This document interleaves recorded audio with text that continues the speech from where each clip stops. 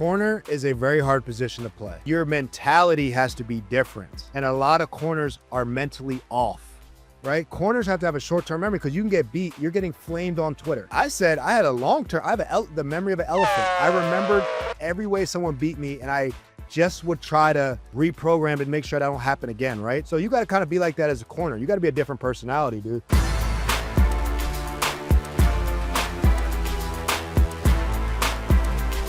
And now, NFL IQ with Cynthia Frelund and Logan Ryan. Welcome to a Super Bowl edition of NFL IQ. I'm here with a two-time Super Bowl winner, champ. Look at those trophies behind him. That is Logan Ryan. Remember to subscribe, like, comment, all of the things. You never want to miss any NFL IQ. How are you, my friend? Tell me what you're most excited for this side of Super Bowl week. Man, this is when you miss playing. People ask me all the time, do I miss playing? And I say no, but the playoffs, I felt like I had some of my best games, and I miss the Super Bowls. I miss this whole thing and the whole lead up to it. When you're a player, you're so locked in, you don't know anything that's going on. And now I'm kind of covering my first Super Bowl in forms of media. So working it on a different angle, trying to get to interview some of these players. So I'm like a rookie again, just on the complete opposite side. So what are players going through this week? You talked about you're locked in, you're focused. I mean, are you getting requests for Super Bowl tickets? Are you being, I know there's media availability that is mandated by the league. You have to sit at those weird little booths and be like, it's like a kissing booth, but you don't have to kiss people. Yeah. But tell us what's going, what was it like as a player? What are the players going through right now? So these last 2 weeks, if people are asking for Super Bowl tickets now, they missed out. So as soon as you win your AFC, NFC championship game, that Monday or Tuesday, New England has a lot of experience in this. You're going to have a meeting, and we call it the meeting for the significant others, the friends and family meeting, where my wife would go attend with me. Oh, she knows. Okay. Oh yeah, Bill understood. Okay, go straight to the wives so you don't mess up the information. And long story short, they're going to tell you you have the right to purchase up to 15 tickets. I think you're gifted 2 for free. That's it. The rest you got to pay for at standard price. 15 per person paid. And then, with that batch of tickets, that's what you can give away, or however you want to work that out with your family or whatnot, right? And Bill wanted, when I was there for the Patriots, wanted everyone to handle that Monday, Tuesday, Wednesday after the game. Once we get to practice on Wednesday, it's done. Don't talk about hotels. It's the same thing. You're allotted X amount of hotel rooms. Have that figured out. You have 2 days to figure it out because it's a standard week of practice for the players last week, meaning Wednesday is a normal practice. Thursday's your normal Thursday practice. Friday, you have no pads on, a quick half-day practice. Saturday, Sunday, or Saturday you may have off or whatnot to get all your ducks in a row. And then Sunday or Monday, you're traveling to the Super Bowl city, right? So the players flew in. If we're recording this on Tuesday, the players arrived on Monday. Sometimes it's Sunday. And when you get there, you have so many media obligations. Like your practices, you might have the standard week of practice, but the Patriots wanted to install all their new plays. They want to do all that when the cameras aren't watching. So all your hard practices are done. Everything now is pretty much a glorified walkthrough. You're not going to show any new plays this week. We ain't trying to get no gates out there, no cameras on no one's practices. I don't know what you're talking about. But so you kind of just go through the motions and practice this week, kind of fine-tune things. But as soon as you're done practice, you have 2 hours of interviews, 3 hours of interviews, 4 hours of interviews, Super Bowl opening ceremony, 4 hours. And that's why Marshawn Lynch, I was part of that Super Bowl, where he's like, I'm just here so I don't get fined. It gets exhausting, right? Because you're on your feet all day, and then you have family in town.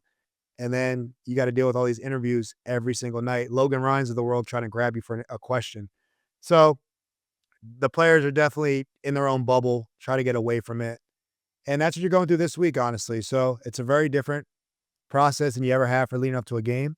But it just shows you the magnitude of the media coverage of this game. What's the, mentally, what was your mindset going into these? How did you handle, that's a lot of media.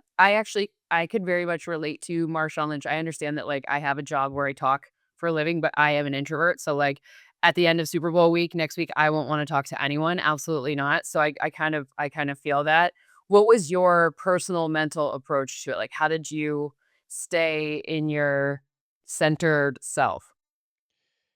I was always cool with the media. It's probably why I work in media now. I answered, look, we had more popular players, maybe Tom Brady and those guys might get a little more and might have been, used after years of it, after his fifth Super Bowl appearance, it might have gotten old. For me, it was my first one. I made my first Super Bowl in year 2, and I made my second one in year 4.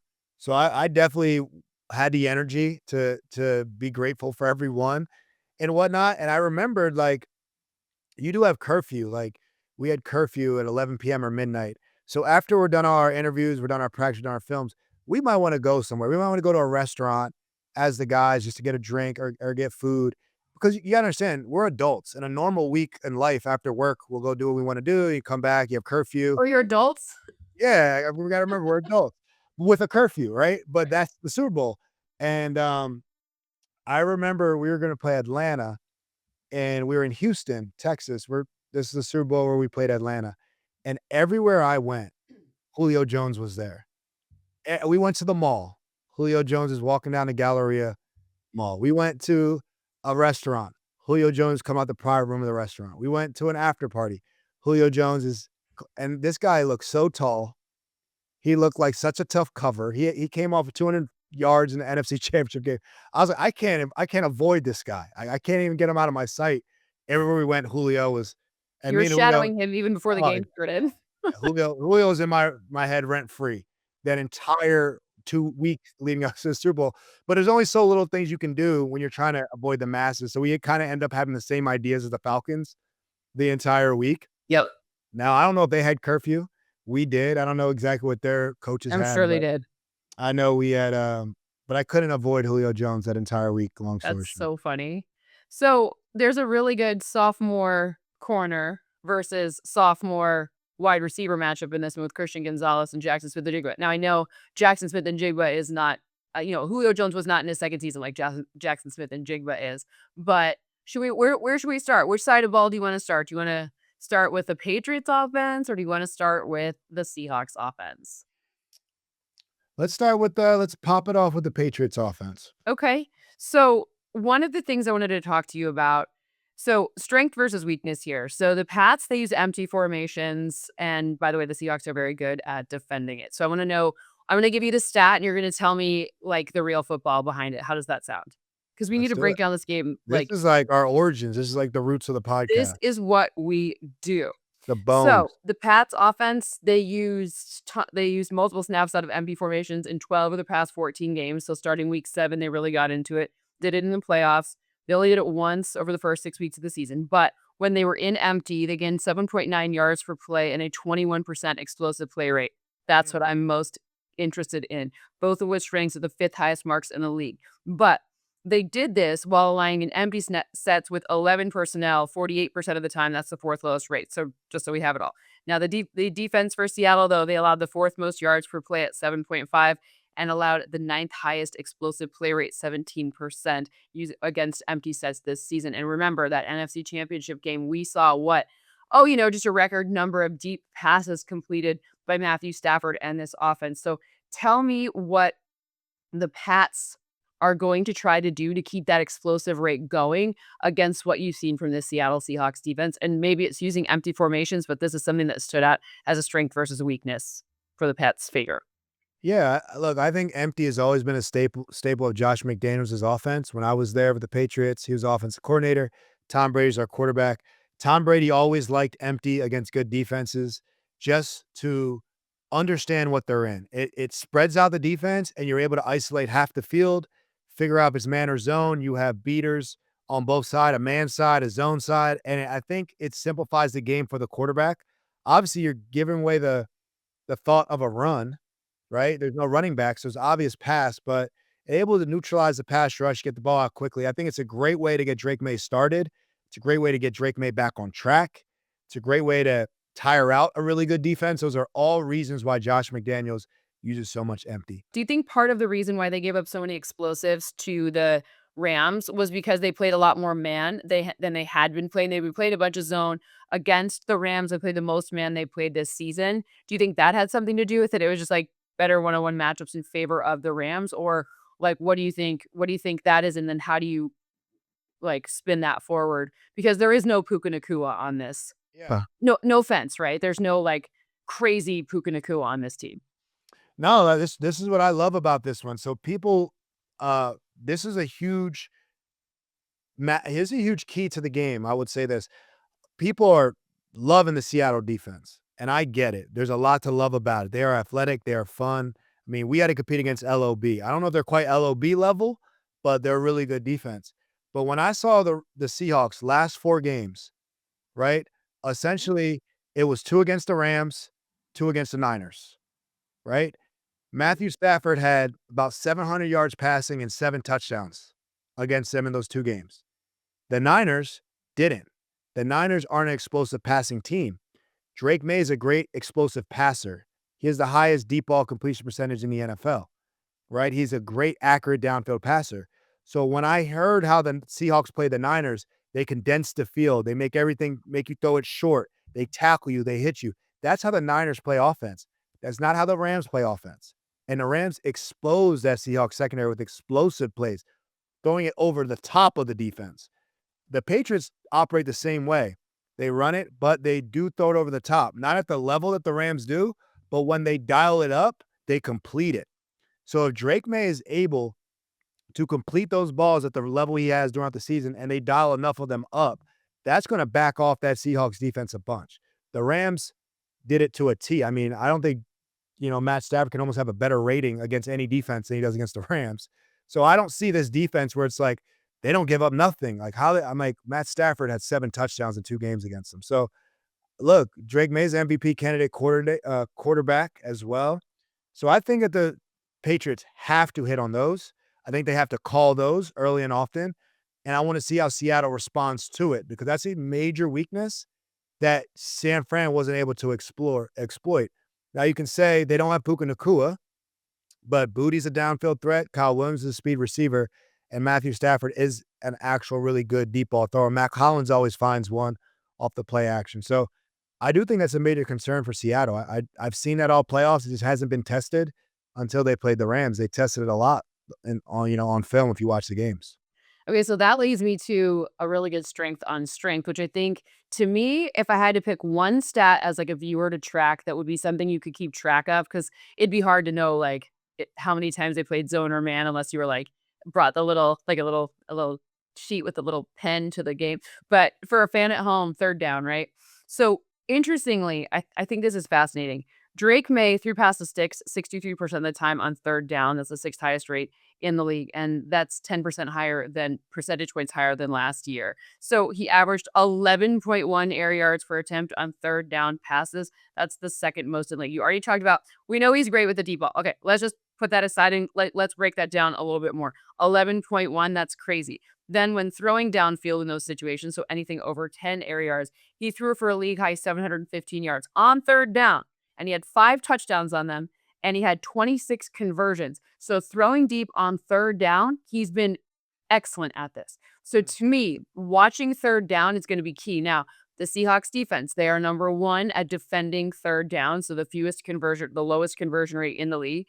And opposing passers average the 7th fewest air yards per attempt at just 8, and threw past the sticks against them at the 11th lowest rate, just 51% of the time. So the Seahawks defense, they've been great on third down, right? But Drake Maye's strategy has been what? Go deep on third down. Who cares? The yards to go don't even matter. It's not like they're on 3rd and 7. They're not. That's not what's happening here. They do it if they're 3rd and 2. They do it if they're 3rd and 7. They're doing it no matter what. Tell me about that. Yeah, look, I think the playoffs, every game's game planned. It's absolutely your coaches are doing nothing but game planning the best 60 plays they can call for this game, right? And it's for eternity, long story short. And when I look at the path that Drake Maye's been through, you having to play Houston, they're gonna play man to man on third down. They're gonna cover you tight. Denver's gonna cover you tight on third down. And maybe even the Chargers more of a zone, but they're gonna be tight on third down. They're not gonna let up easy third down completions in the playoffs. Third down and red zone are the two biggest factors in turnovers, three biggest factors in the game. Turnovers, third down, red zone. That's all you're concerned about in these type of moments to win the game. You're not going to go down playing soft defense on third down in the playoffs. So a lot of routes, a lot of called routes convert to deep balls on third down versus tight coverage. They're not going to have you run a hitch, a 5-yard stop at the sticks when someone's pressing you, when Pat Surtain's on you. We got to run by him because he's going to be there, right? Stingley, we got to beat him over top because he's going to be on us. So that's kind of why a lot of these things are downfield. They play, and the better defense are going to play tight coverage. You got to win one-on-one downfield. Not an easy throw to win statistically, and the good coordinator is going to make you do that. So I think that's what makes Drake Maye pretty good, but I also think that's why some of these passes are going past the sticks, because good defenses don't give you an easy first down. You know, a fresh chain isn't worth it, so you might as well play tight coverage.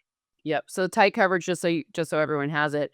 Drake Maye threw into tight windows, so less than 1 yard of separation in the red area at the 11th highest rate, 24% of the time. But he completed 47 of those. That is a ridiculous number. That's the fourth highest number. And he had the second most touchdowns in the league, just trailing Matthew Stafford on them with 5. But you talk about turnovers and red area pressure, especially in the playoffs. That has been an issue in the red zone. So in the red zone, he was pressured this whole season 42% of the time.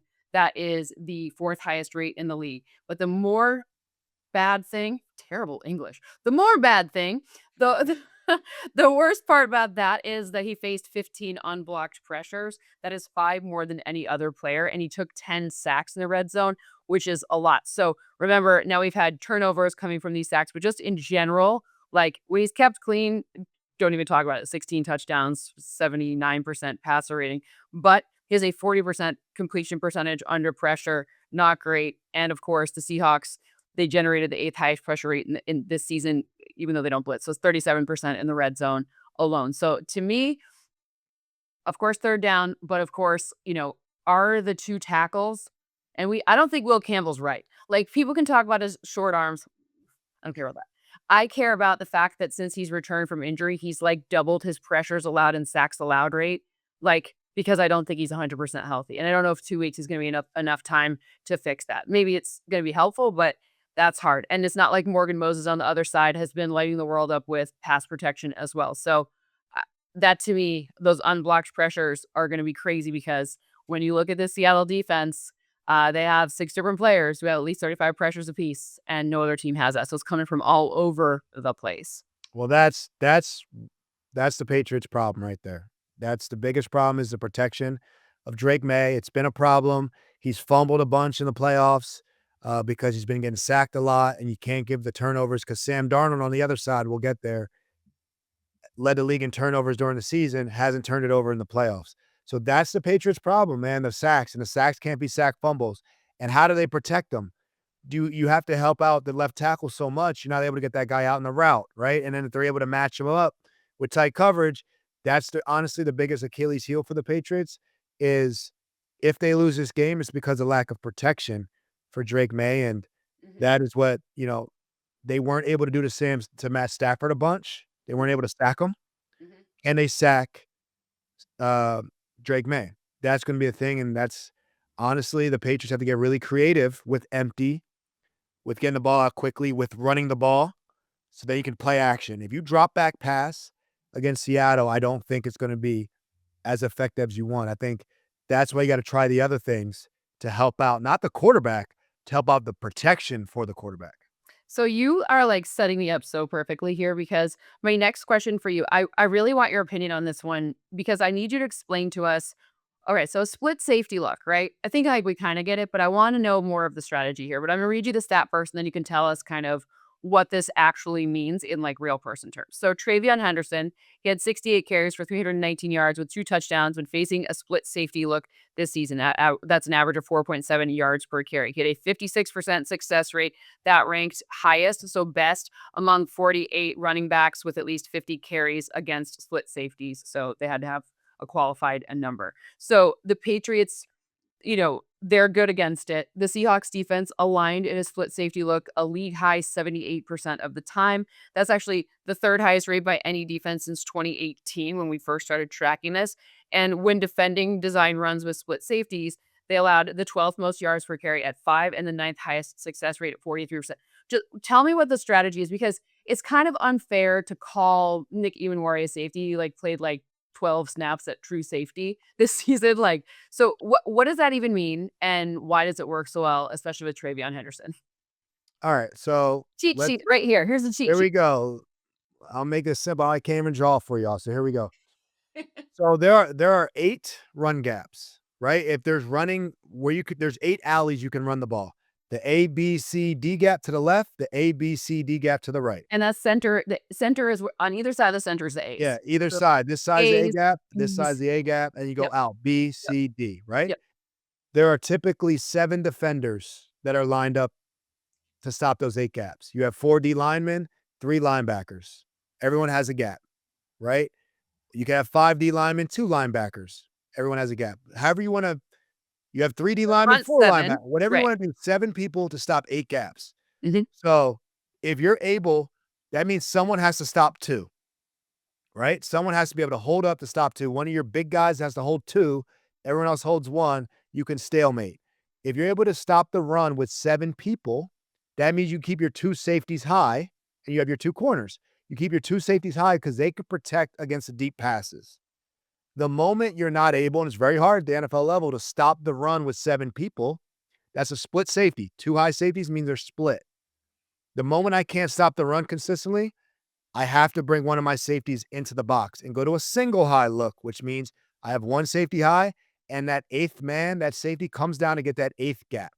Now we have 8v8.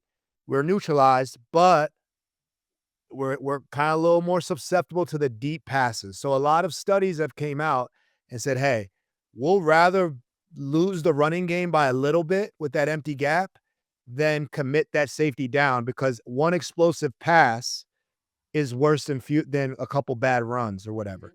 So they try to limit the explosive plays. A lot of studies have come out, keep 2 safeties and live in that. And if you can have if you can have a defensive front that are so good at stopping the run with 1 man less, then that's so valuable. That's why they pay D tackles so much money. It's why they pay Milton Williams. It's why they pay Leonard Williams. They pay the big boys big buck to be able to handle those things, right? So that's really it. And then if we can keep a safety out of it into a split safety, we don't need them in the run game. And that's the balance, the push pull. You have different ways to try to do it, but that's the push pull of being a split safety defense or being a single high defense. Mm-hmm. So, okay. So explain to me why in the regular season, the Patriots, so we talk about, all right, so split safeties, we get that. But what has happened? Is this because of helping out the offense, the tackles? Because my question here is that in the regular season, Travion Henderson and Ramondre Stevenson combined to average 1.3 yards per carry on design runs, 7th most in the league. And Travion Henderson, by the way, had 1.7. That was second most among 49 running backs. Ramondre Stevenson, he had 1.2. But through 3 postseason games, you know what their team averages? It's been nearly cut in half, 0.7 before being tackled. Now, is it just because they're facing better run defenses? Is it because people are loading the box and surrendering the potential for that single high safe? Like they're bringing another safety down in the box to be like, screw you, we're not letting you run. Or is there something else? But that is 0.7 is, I mean, that got cut almost in half. That's a pretty big difference. Yeah, that's playing 3 of the top 5 defenses in football. I mean, if you saw the Houston Texans play defense, like, Yeah, they no, had to I play saw them.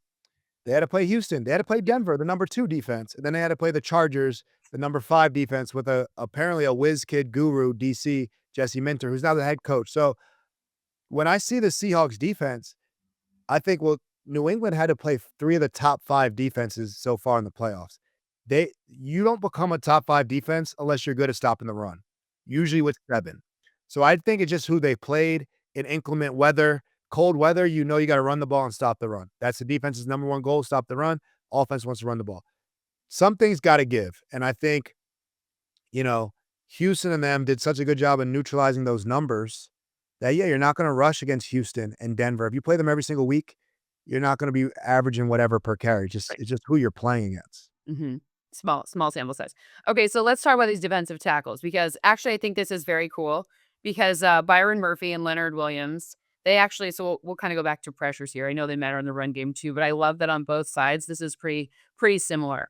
They actually combined for the most pressures among defensive tackles this season. So they have 91 together. Sorry, is the second most among defensive tackle duos league wide.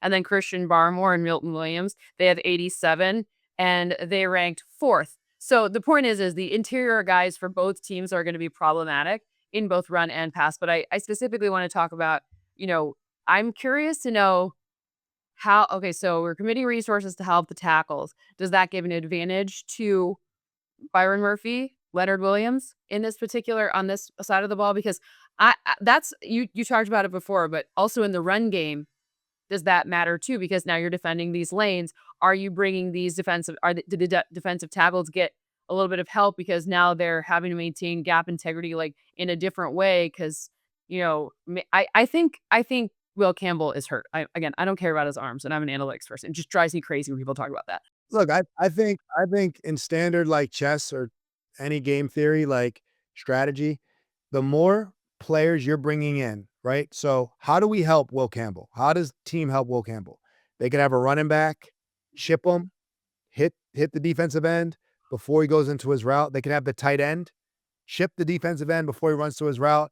They could have the tight end stay in and double, right? Help Will Campbell not run his route. The fewer people getting in the route, advantage to the coverage. Yep. The more people they have bringing in to help, now we can bring that safety down in the box because you have less of a passing threat now.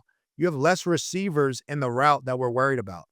So if you're going to commit all these guys to help Will Campbell or help Anyway, protection, Morgan we Moses. can Anyway, double. We have our 4 guys to double the 2 wide receivers you only have eligible because you're using 2 extra guys or 3 guys to help protection, right? So the fewer you get out, the more that's easy to cover because you don't have as many routes. The routes aren't as complicated. They're pretty simple. They're one-on-ones, and I can go double as a safety. Like, you're not threatening me. When you have 4 or 5 guys out on the route, now I'm all over the place, right? Because as a safety, because I don't know who to help because there's so many options.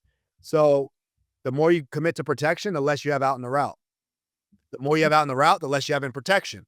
So and then for the run game, is it the same? Like, do the defensive tackles? the more you have in the box, the more people they're going to bring in the box, right? You bring the tight end in the box, you bring this guy in the box, they're going to bring the safeties closer, right? So the more you bring in there, So I will say that what I like about both these D tackles groups and why they're in the Super Bowl, because I will say this: everything sounds good on paper. You have 8, we have 7, blah blah blah. What happens is players get paid to get sacks. Players get paid to get TFLs. You analytic people love to talk about our disruption value. So if I go rogue, I go swim move to go get a sack and they run it right in my gap, the 8 gap stop, it wasn't worth it. And you'll see, I tell you this, you'll see a lot of top pass rushers never make it to a Super Bowl though, because they're trying to get those sacks. They're just trying to get sacks. They're trying to get blitz. They're trying to blitz. They're trying to do whatever they got to do to get a stack. But what happens is when they run the ball at you and you're swimming to go get that sack, you expose a huge running gap that we don't have accounted for. And they get the ball ran all over them and you lose the game, you lose the playoff game, you lose the Super Bowl. So these guys, both teams, and Mike Vrabel been in the meetings, he's going to tell Milton Williams, look, I pay you $30 million. I don't care how many sacks you get. You got to stop the run on the way to the quarterback. That means I need you to play 2 gaps. I need you to play straight down the guy. You do that first until you confirm it's a pass. Then you can pass rush. If you do that, you're not going to get as many sacks, right? But he understands the mission. The mission is to win the game. The mission is not to get 3 sacks. I've played with guys. I've been in teams. I've been in meetings where guys are like, nah, it's a pass. Let me get my pass rushing stance. Let me do a swim move right away. And let me go get a sack on first down. And they run the ball right through your gap for 15 yards, right? And now you really don't have control of the game. So both these guys, I played with Big Cat, which is Leonard Williams. They're all committed to playing football the way to win the game. And it's not always stat heavy. But we get rewarded as players. We get MVPs. We get votes based on our stats. So not all your 10-time Pro Bowlers get to go to the Super Bowl. It's a different style of play. Right. But both these teams play football, in my opinion, balanced enough to win the game. It's why they might not have a ton of sacks, but they have pressures and they stop the run on both sides. Great. I love that. Just so everyone has the full set, the 6 different players who had at least 35 pressures. No other team had more than 4 such players. So DeMarcus Lawrence, who was maybe the best ROI free agent acquisition in terms of cost per production value this past offseason, at least arguably. He had 51. Byron Murphy, 46. Leonard Williams, 45. Uchenna Nwosu, 44. Boye Mafe, 41. Derek Hall, 36. Just so everyone has that. But the one more thing I want to ask you on this side of the ball before we switch to the other side of the ball. You know where I'm going with this, isn't it? Red zone, small ball. I just got the number for you. So when facing nickel packages inside the 20 this season, what did Drake Maye do? Magic. 73% completion percentage, second highest. 12 touchdowns, tied for the fifth most.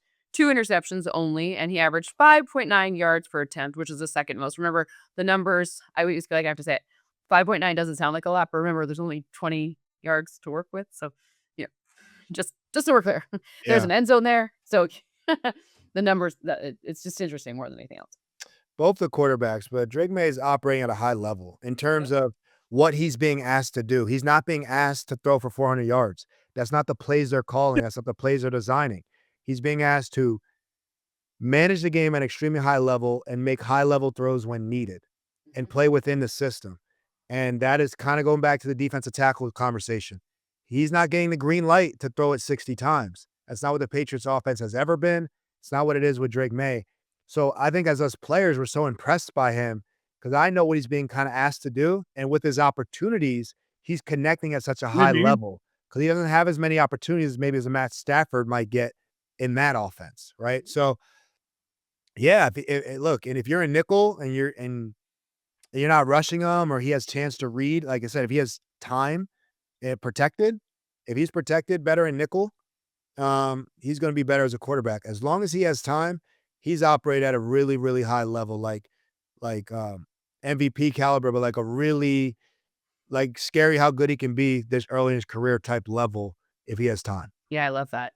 Just so you have the other side of it too, just because we have to be fair here. When a nickel in the red area, the Seahawks allow just 2.6 yards per play and only a 33% success rate. That's fourth lowest. So it's strength on strength in that regard as well. Before we move on to that, I just thought of one more thing that I was curious to ask you about from the NFC Championship game. When we saw a certain corner get a little fired up, what's the like? What happens after the game? Going into this next game about that, because if I'm the Patriots, whatever was said to him, I'm saying it twice because like whatever it is, I'm calling up Puka Naku and be like, what did you say to him? I must know. Like Yeah. what's the like? Well, I don't think anything's being said. Listen, corner is a very hard position to play. Yes. Not only physically, right? We know that not being able to grab people, not knowing where they're going, defending great athletes, you have to be a really special athlete to play corner. But your mentality has to be different. Yes. And a lot of corners are mentally off, right? They said, they told me you have to have a short-term memory, right? Corners have to have a short-term memory because you can get beat. You're getting flamed on Twitter, right? You're getting flamed. Fans, nobody wants to play a position. So I said I had a long-term, I have the memory of an elephant. I remembered every way someone beat me, and I just would try to reprogram and make sure that don't happen again, right? So it's like a pitcher in baseball. You get hit in the first inning, guess what? You got to stay in there and keep pitching. Some pitchers are off. They're weird. They're different. Some pitchers can remember every pitch they throw. Some guys are space cadets. They can't remember the last play. So you got to kind of be like that as a corner. You got to be a different personality, dude. And there are some corners, like I know who you're talking about, but there's some corners who got to be off. And sometimes they're off and they're off on the game or they're and it's like you go at it like two coyotes and then you're cool right after the game. It's just the nature of the position. It's not a sane person's position. It is you have to be wired a little different. You have to be super confident in your own way. You got to believe in yourself more than anyone else does. Sometimes you got to hype yourself up. And yeah, weird individuals. You don't need the highest IQ to play it. But boy, you better be able to deal with failure quickly, and you better be able to get back out there. And I got a lot of respect for that. yeah, and Hard, man. that ain't going past the 5 minutes after the locker room cigars. Like, hey, we won. My bad. I got into it a little bit. I was off today. All good, bro. Get a glass of whiskey. I'll see you tomorrow. I know how that nature is because a lot of the top corner personalities are weird. I'm telling you, if you actually know the personalities of these guys, they're wired a little different. And you got to be. You have to be to play a position. It's really lonely feeling when you give up a touchdown. I'm sure it's pretty terrible, right? Okay, so I think do we miss anything? Well, the one thing that there's like at the end, I want to do two things that I think are weird, that aren't like huge keys to the game, but like maybe little X factor. So I want to save my little X factor for the Patriots for the end. Just something that or do you want me to do it now? What do you think's best? Let's do it at the end. I just want to give my flowers because I was a little Patriots heavy there. I want to give my flowers to Seahawks defense real quick. Um, they're built. They remind me a lot of Baltimore. Obviously, with McDonald's, they're DC, but Julian Love, I play with on the Giants, super versatile player. Right, he could play a little bit inside. He could play safety. He has great vision. He has really good feet. Eamon Warry, who's getting all the praise and love, um, he's kind of like their Kyle Hamilton. He's their Swiss Army knife. Right, he can move all around. He's kind of the crown jewel of their defense. He's going to be good for a long time because they know how to use him. A lot like how they used him in Baltimore, Hamilton, that is. When I look at Witherspoon, it reminds me of Marlon Humphrey. Really feisty, physical player, really good in the slot, can play outside as well. And then obviously you talk about Reek Woolen and the other guys. So in my opinion, their defense is really smart, they're really versatile, and they're all able to cover. And when your safeties can really cover and match up like well enough, you don't have like a lot of like disadvantages out there, right? Because the whole point of the game is try to get mathematical advantages with offensive versatility with versatile players, right? Mac Hollins really big. He can block kind of like a tight end and he can run routes decently. These tight ends, really good route runners, like really unique position groups. Henderson really fast. Maybe get him on a backer. What if Eamon Warriors matched up on him? You saw what he did in those matchups last game, right? So I really like what they have. It's so similar to Baltimore if you look how they're built, and that's the biggest strength of them is their secondaries, flexibility, and the same with their D line. But their secondaries flexibility play multiple positions. Really hard to get advantages on them schematically. You know what's wild is that Stephon Diggs has been lined up against a linebacker more than any other wide receiver this year. Like, I was thinking about that too, right? Like, you have the small ball, and then you have, like, where are you gonna get an advantage? You talk about Mac Hollins' size. Well, you talk about like Stephon Diggs is a nasty player, and I say that with that's a huge compliment, right? You put him against a linebacker who's nowhere like not as body control-y. My English is terrible today, but whatever. You know what I mean? Like Oh, it's whoa. you Hey, we know, still got some episodes left. Don't mail it in. We still got I'm some. not mailing anything in. I've just been doing so much math that like my English You're is good. whatever. But ultimately, it's like I think that's really fascinating to him on a linebacker in this matchup. Not as big of an advantage for Diggs, but you talk about all those different things. Well, I mean, Mac Hollins, Kayshawn Boutte.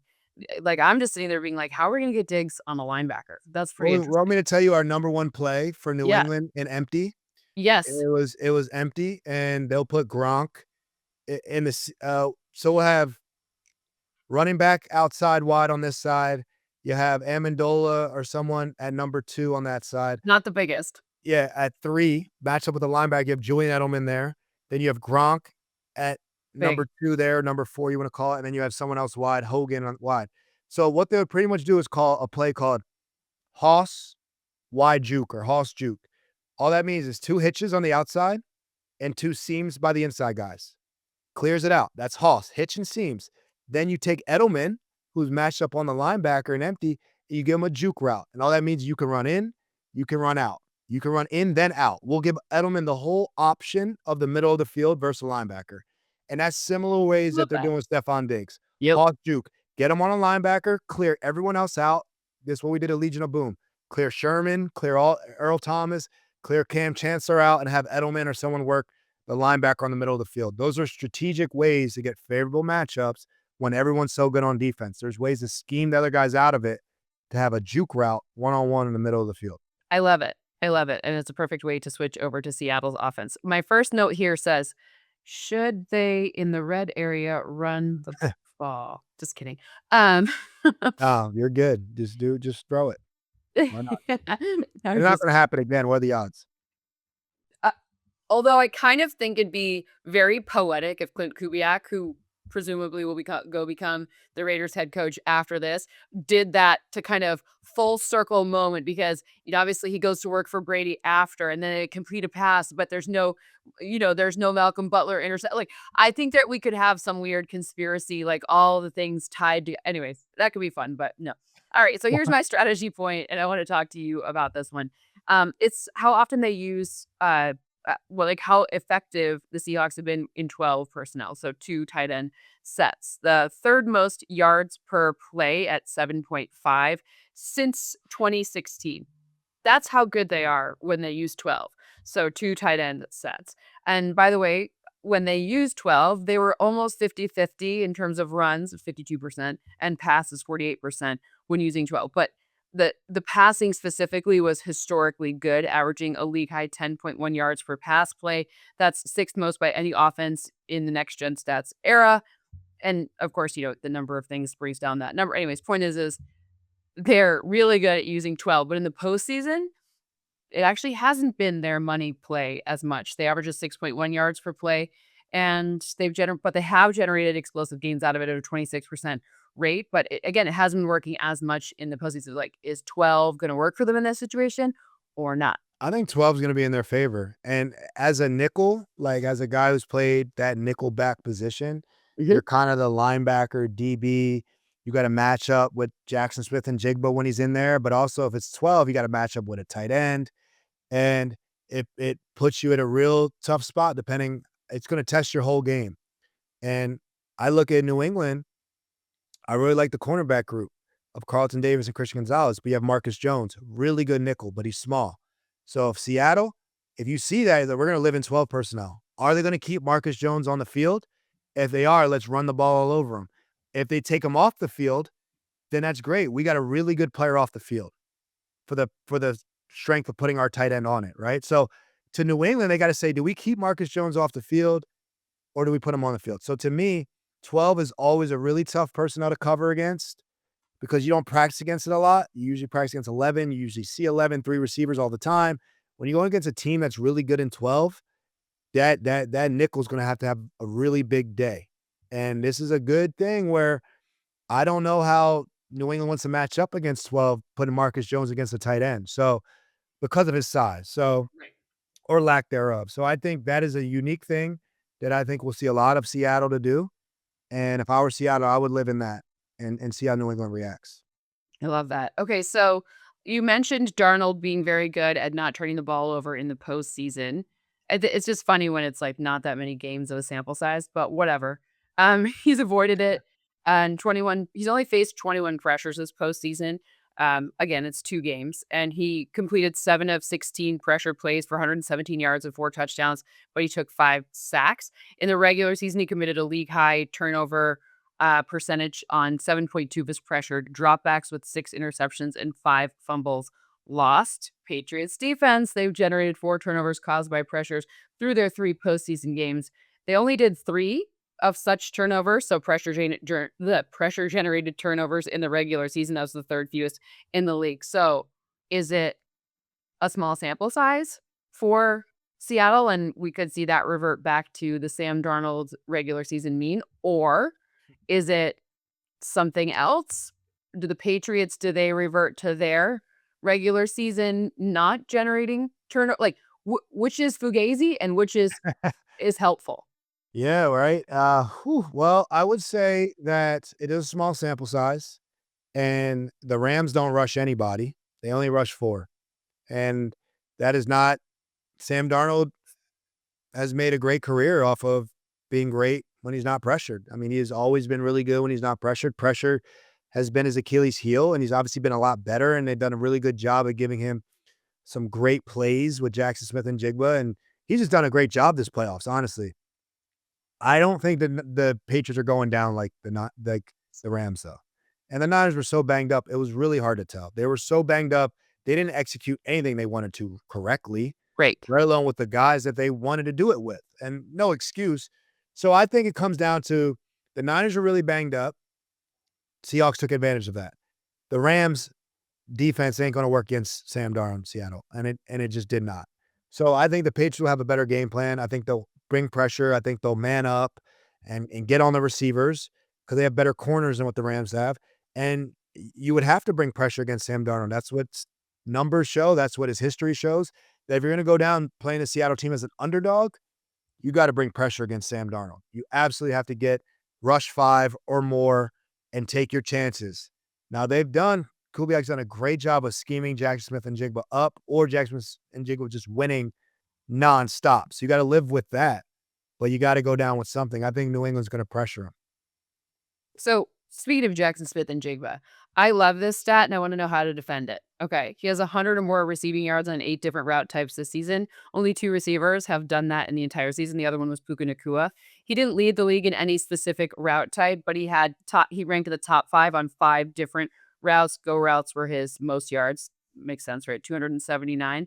And also, it's interesting to lead the league in yards from wide alignment after the season prior leading the league in yards from the slot alignment. So, I mean, number one, I think we can say he's extremely versatile, if not maybe the most versatile receiver in the league, just based on those numbers.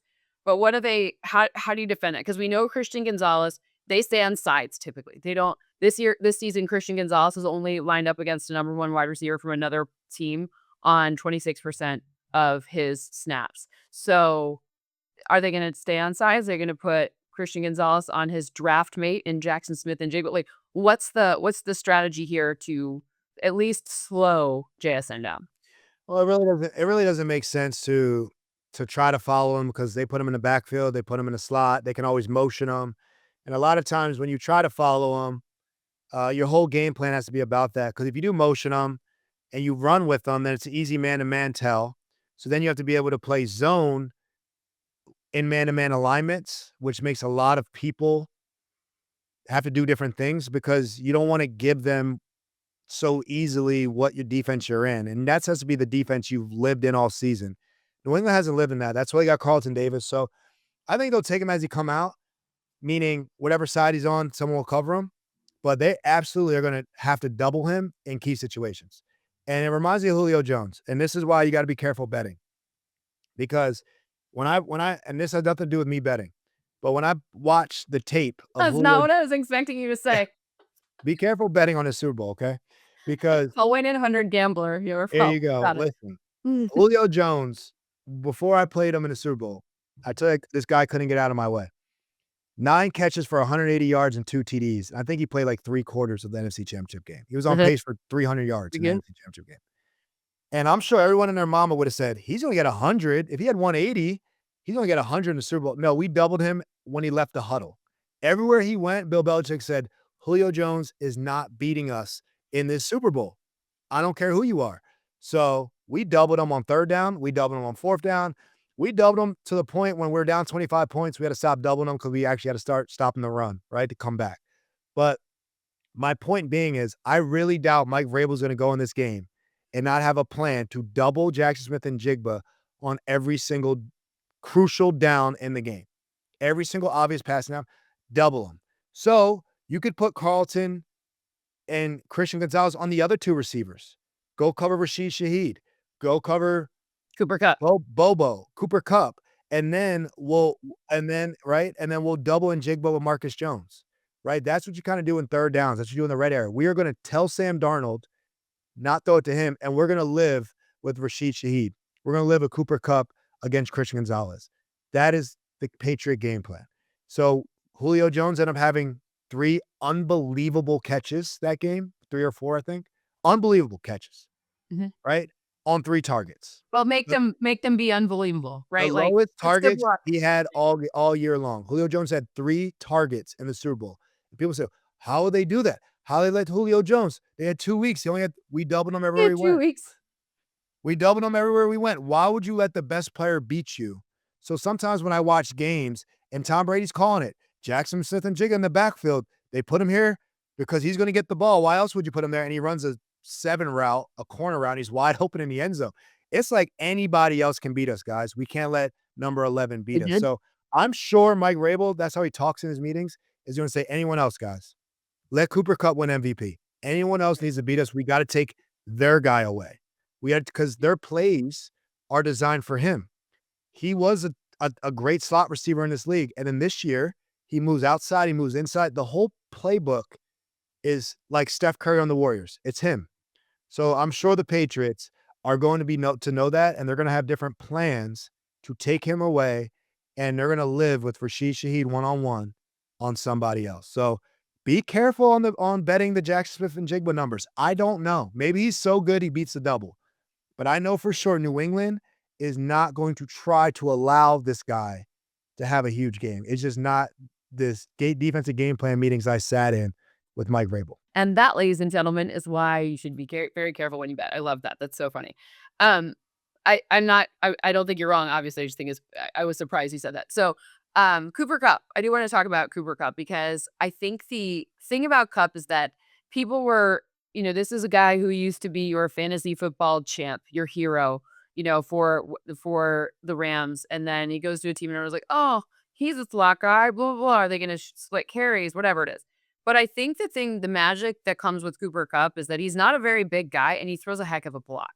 So when I'm looking at Cooper Kupp's, like, he's one of those who I think is like a sneaky, interesting play for how well he plays will help determine what happens in the whole game, even though the stat sheet won't be lit up with him. It's unlikely for him to catch like 180 yards, something like that, right? But him throwing some good blocks, that's something I think, I don't know. I just like to give him credit for that because people don't always talk about Sure. that as much. Ramondre Stevenson on the other side too, like he's great at pass pro. Both of Cooper them. Kupp's elite in his role. Like I say, Mac Hollins, like these guys have Yep. roles. You're Yep. not running the ball behind Jaxon Smith-Njigba. No. I promise you that. You're going to run the ball behind Puka Nacua, but behind Cooper Kupp as well, because that's where they come from. They come from that Ram system where you got to block. And Cooper Kupp's a great blocker. Like I said, if they want to run nickel and Cooper Kupp's a slot, that's a tough. I've been there, Marcus Jones. It's a tough block to get off of. So trust me, they know what they're doing and why Cooper Kupp is there. And it doesn't have to be to light up the scoreboard with 150 yards. He's going to have some one-on-ones, and he's going to have to win them in the pass game because I think Jaxon Smith-Njigba is going to be doubled. That's going to be a huge key to the game. Can Cooper Kupp win the one-on-ones against good corners, good press corners? That's what I said about the Chargers. Can Ladd McConkey and Keenan Allen win against these really good set press corners? They couldn't win. The shifty, quick guys, that's hard against a really good press corner. They have two. By the way, really next good year with Mike McDaniel there, I expect Ladd McConkey to go ham. Like I feel like that we're gonna be sitting here this time next year, like, remember how good Ladd McConkey was this whole He year? is really good right now, Exactly, but I mean, like, numbers wise, I think it's gonna be a nice little explosion for him. Anyways, all right, how do you defend in the red area? Listen to Sam Darnold play action situation. Okay, Elite. so good. 20 of 25 for 154 yards and 9 touchdowns in the red zone using play action. In the playoffs, hit an 80% completion percentage on such passes. Opponents used play action on just 21% of their dropbacks inside the red zone against the Pats. That's the 7th lowest rate, so they haven't seen it quite as often. But they've given up 8 completions for 45 yards, 3 touchdowns with just 1 interception, and that's across 12 passes spaced. So 8 passes caught, 1 touchdown, 1 interception. Sorry, 3 touchdowns, 1 interception. That's kind of that feels like an advantage in favor of red area Sam Darnold. Why? They're doing a great job. This is Kubiak doing a great job of calling pass play action on obvious run situations. When the defense thinks it's a run, when it's first down, they get down there like, oh, maybe they'll run it on first, play action on second, throw it on third. They're play actioning on first down. And if you don't get that, now you're 2nd and 10. And that's really not – usually you want to run the ball on first down to kind of make it 2nd and 7 and start clicking at it. Nah, he's doing a really good job of calling passes on obvious rundowns. And I really think it's fooling the defense. I think it's fooling their eyes. I think it's fooling defensive coordinators. And Vrabel has his hands all over the defensive game plan.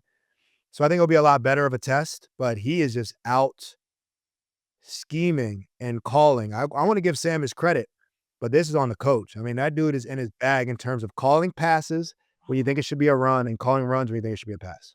So one of the things that I think is interesting in the red zone is how compressed of a formation that the Seattle Seahawks use, 18.2 yards. They had 170 plays in the red area. Their average was 18.2 yards wide. So obviously not deep, wide. And that is the lowest, so tightest since we started tracking in 2016. So they're really like a little battering ram right in front of the run or Sam Darnold, either way.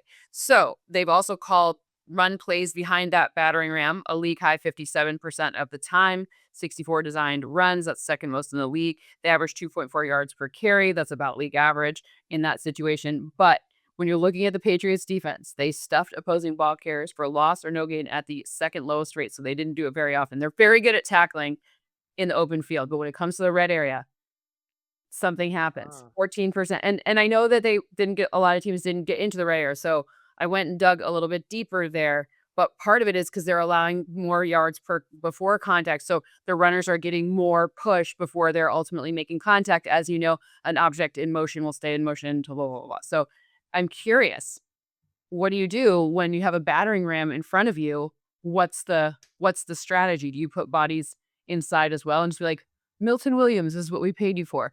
Caleb on Chason, like do something, like whichever Ellis brother it is, Christian Ellis, like get over here, get it going. Like what's the strategy? There's only so many plays you can run. At the end of the day, you got to just they call it check whoop ass. Like you got to just beat the that's the defense. I had a coach say, "Look, guys, it's a run or a pass every play. Like let's not get too crazy here." So if they're going to run the ball, they physically have to move some people and open up some gaps and open up some alleyways like we talked about. So if we keep our gaps, they can't run through my gap.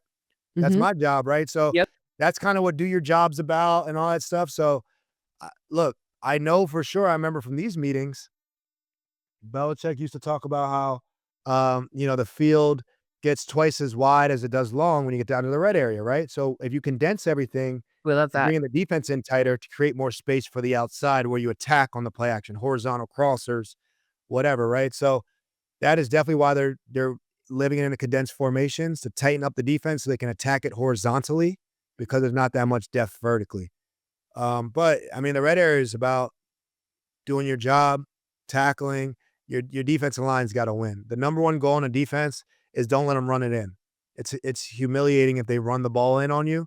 So they're gonna always try to stop that, and then it's your eye discipline on the back end on as a DB to make sure you maintain your pass responsibility as well. And I think we talked Kubiak's doing a really good job of confusing DB's eyes. Speaking of running, so this is an interesting one. Where do you think the advantage is here with Kenneth Walker, who is a guy who has forced the highest percentage of missed tackles this season on runs? That's huge. It's like 33%, one third of the time he's forcing us tackle. But here's the thing about the Patriots defense, not in the red area. In the non-red area, yeah, they allow the fewest yards after a forced tackle. So yards after a tackle. So what gives? Where's the advantage there? I think it's the Patriots defense, especially if Spillane comes back. I mean, I I know love they're taught. Spillane. I We're know like I the Spillane show of record here.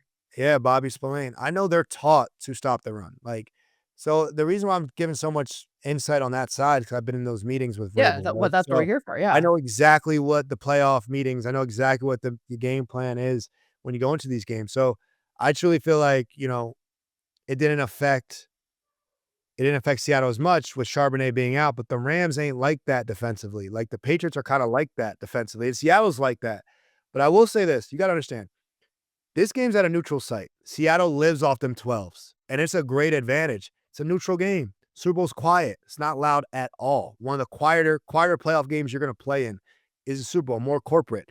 So there's that right there, right? You're losing that noise advantage. You're losing a lot of those advantages.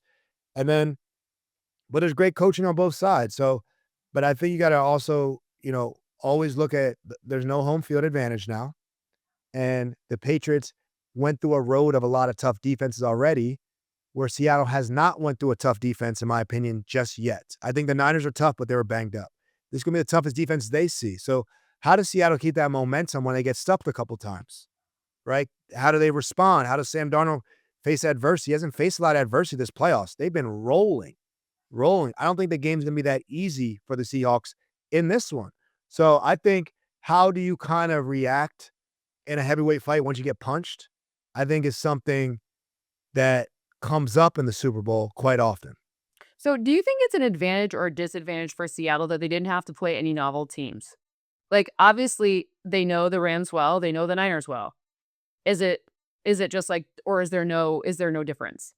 I know you didn't do that in the playoffs. It doesn't really happen, right? It's rare. I mean, maybe you play a team a third time, but not two teams three times usually. It's not a thing.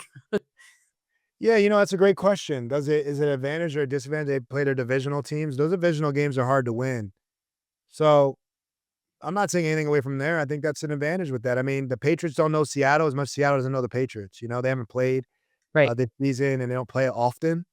I remember when I played Seattle, it was just like so many Like, players oh, that never you guys? Okay. I never played them before. Like, Right, we right. might have played them once, but, like, it's not guys you're used to seeing. Right. You're seeing your AFC guys, you see them all the time, you play them every season. Their plays, your plays, you're used to playing that, but, like, Seattle's opposite side of the country, right? I didn't play them in my 4 years there. It's NFC West, AFC East. You don't meet that often. So, it's like a whole new, like, genre of dudes, you know? Like, when I played for the 49ers, there's a lot of guys I never even played with. I played with so many guys on the Patriots, so many guys on the Titans. Right. There was so much crossover.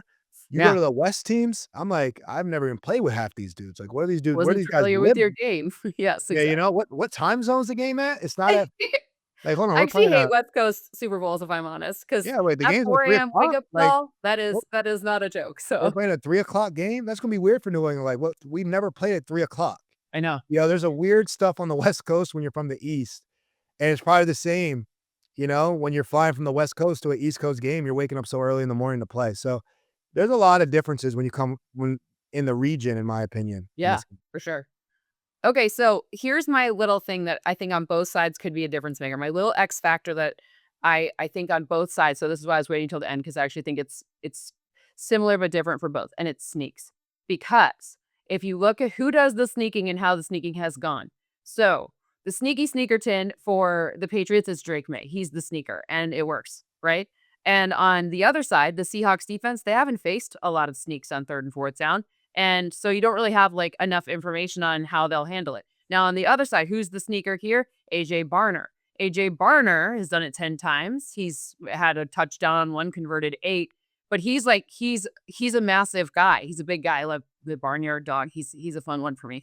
But ultimately, who has the advantage with the sneaks? The Patriots have seen about a league average number of sneaks, but it's not like something that's like we see a sneak every 5 minutes. You know, like it's interesting to me because that could be the difference between because both defenses are so strong, to me, an extra, possession theoretically or not giving over a possession could help your defense stay a little bit more rested, etc. Like who has the sneak advantage? Now, I love Drake May's legs. I mean, we saw Matthew freaking Stafford run for 16 yards, which is like that's like I thought I was gonna have to ice skate home because, you never see you can rush for that many, but, you're gonna see Drake May run against this defense, but are you gonna see sneaks? Who has a sneak advantage? Wow. Mhm. Who's the sneakiest sneaker of them all? The sneak's pretty obvious. I always worry about with the Philly special, what happens when they hand the ball to Saquon around the edge, you know? Like, do we kind of forego this 1 yard and make sure we don't give up 27? So I like that Drake May runs his own sneak. It keeps the options, but they could have a trick play off that other sneak, with the Seahawks when Barner comes in because they haven't shown that. So this could be the game they do it. And those are the kind of the chasing ghosts where like, what if they run the fake sneak and no, it's actually just a sneak. So I like, those are "No, the it's a things, 2-year-old sneak." Yeah. those are the things in the Super Bowl that could kind of get crazy, right? Iconic plays and Well, you whatnot. saw maybe Sean Payton may have overthought his 4th down play. I don't think it was no one thought it was a sneak, but, like, I think he may have Yeah, he overthought what ran was play going on. action. He ran play action in a Patriots run cover too. We talked about that. It's like, Right. So dang. So yeah, I honestly don't know. We'll see how the sneaks play out. But let's see if we predict a fake sneak play. This is I this is want the to fake game. sneak play. I love it. Okay, so I need your pick, and then I have 2 stupid things to ask you about, that have absolutely nothing to do with actual stats, but they're fun, and we love fun. So, okay, who's your pick? Who wins, and by how much? Mm, I got the Patriots winning by a point. I do. I just think I think they're really evenly matched. I think a lot of people aren't giving New England a chance. But I think that Seattle hasn't I don't know. I think Seattle hasn't seen the level of defense that they're gonna see, and New England has seen the level of defense they're gonna see, Mhm.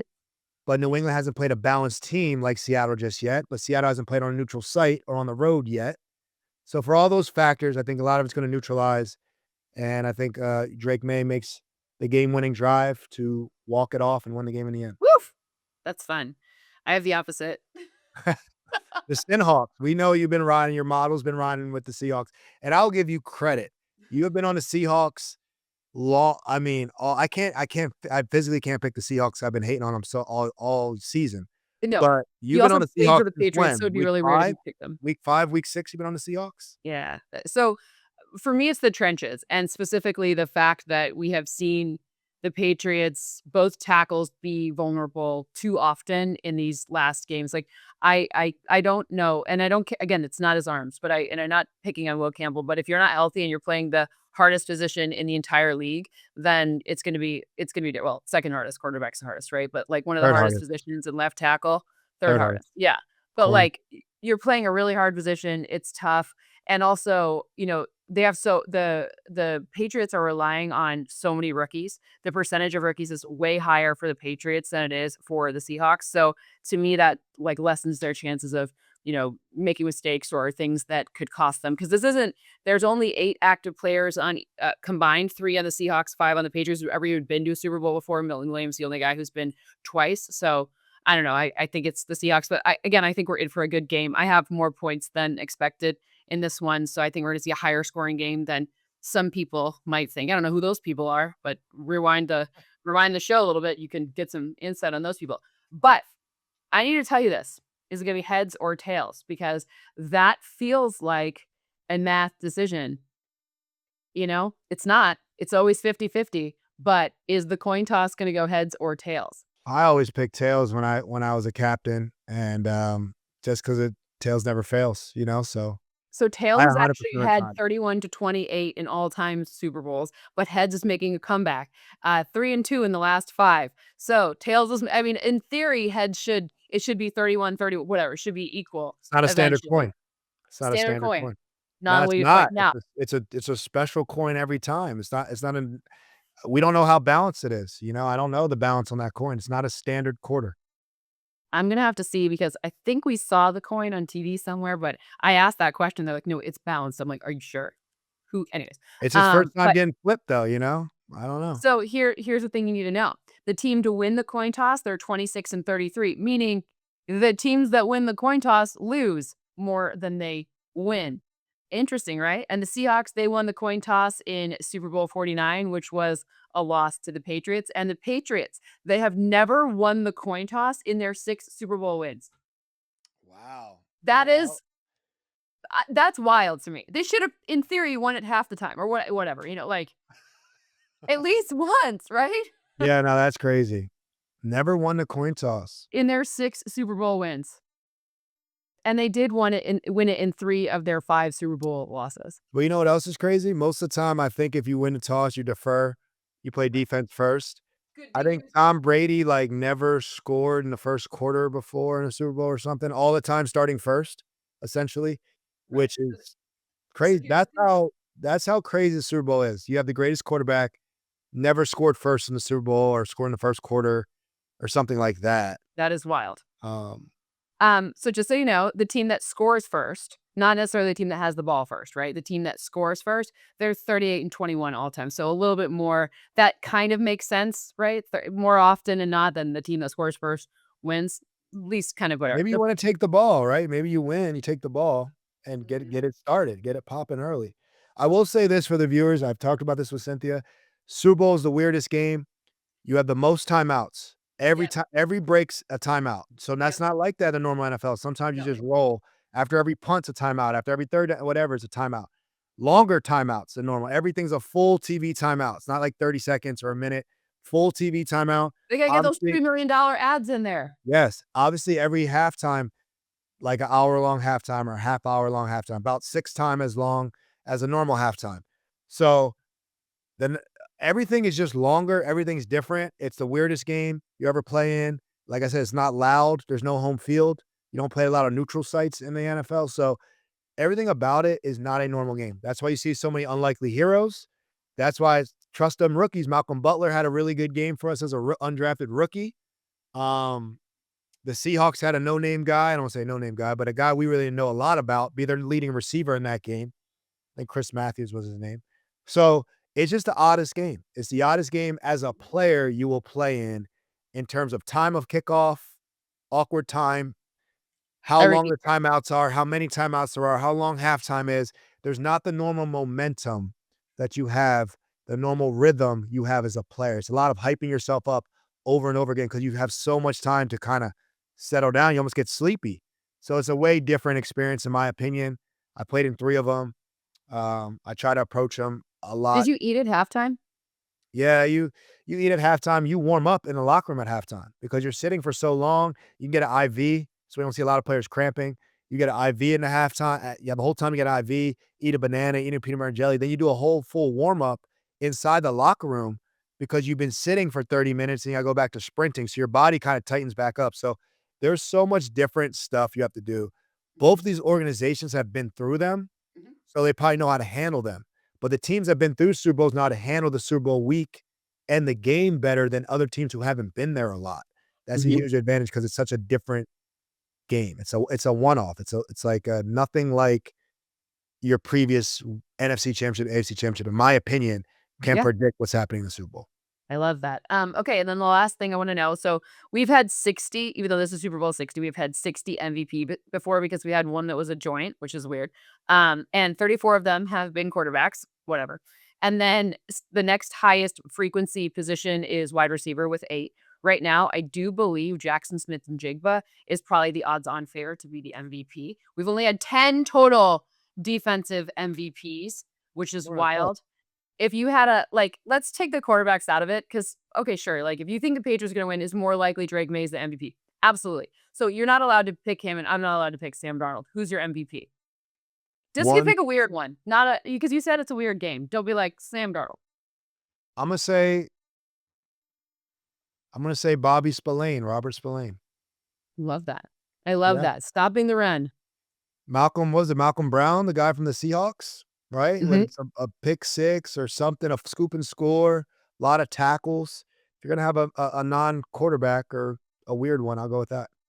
So I went with mine thinking about this ahead of the time. I went Nick Ewenworry because I was trying You to love double. Nicky Nori, not I do surprised. love him, but I also love the idea that he could have either like a game sealing sack or force a fumble or something, or he could have an interception because he just does. He's so versatile that I'm hedging, right? Like it's like a defensive hedge because if he's gonna do like he plays up front, he plays in back, it doesn't matter. He's everywhere, so that's kind of why I liked that one. So, anyways, all right. Well, I think we've solved the Super Bowl now.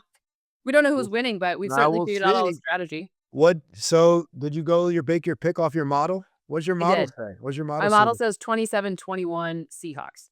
Seahawks My cover. model loves trench play. My model is all about you know this about my model. Like my model is like I O-line, D-line stuff is huge for me. And again, my model is also unclear if Harold Landry is playing.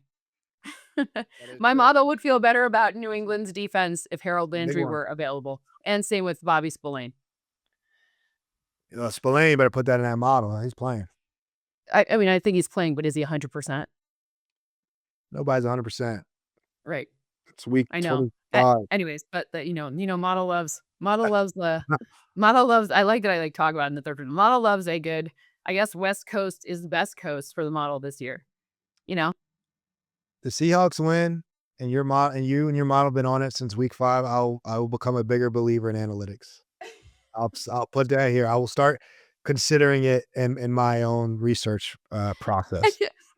and you could put it in like this little tiny factor. I'm gonna actually build we're gonna do this summer is we're gonna build the Logan's theory of we're gonna build like the Logan AI and have your own model for you based on picking for reasons, and it could be as stupid as like, yeah, the Patriots get a +1 no matter what. Oh, yeah, my bias, my personal team bias. Sure. You Yeah, get your sure. model is your own secret sauce. That's all it is. It's just programming it so you take the like the day-to-day out of it, right? You take as much bias as you can, but you still have bias when you make it. Come on now. Neutral site. I hope your model knows that. It's a neutral site. There's no 12s. No 12s. Hey, I love it. I love it. Well, thank you so much for hanging out.